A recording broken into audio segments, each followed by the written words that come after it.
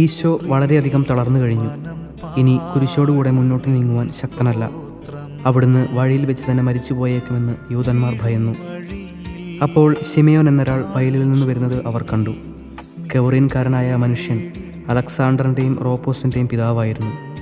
അവിടുത്തെ കുരിശ് ചുമക്കുവാൻ അവർ അയാളെ നിർബന്ധിച്ചു. അവർക്ക് ഈശോയോട് സഹതാപം തോന്നിയിട്ടല്ല, ജീവനോടെ അവിടുത്തെ കുരിശിൽ തറയ്ക്കണമെന്ന് അവർ തീരുമാനിച്ചിരുന്നു. കരുണാനിധിയായ കർത്താവെ, ഈ സ്ഥിതിയിൽ ഞാൻ അങ്ങയെ കണ്ടിരുന്നുവെങ്കിൽ എന്നെ തന്നെ വിസ്മരിച്ച് ഞാൻ അങ്ങയെ സഹായിക്കുമായിരുന്നു. എന്നാൽ എൻ്റെ ഈ ചെറിയ സഹോദരന്മാരിൽ ആർക്കെങ്കിലും നിങ്ങൾ സഹായം ചെയ്തപ്പോഴെല്ലാം എനിക്ക് തന്നെയാണ് ചെയ്തത് എന്നങ്ങ് അരുളി ചെയ്തിട്ടുണ്ടല്ലോ. അതിനാൽ ചുറ്റുമുള്ളവരിൽ അങ്ങയെ കണ്ടുകൊണ്ട് കഴിവുള്ള വിധത്തിലെല്ലാം അവരെ സഹായിക്കാൻ എന്നെ അനുഗ്രഹിക്കണമേ.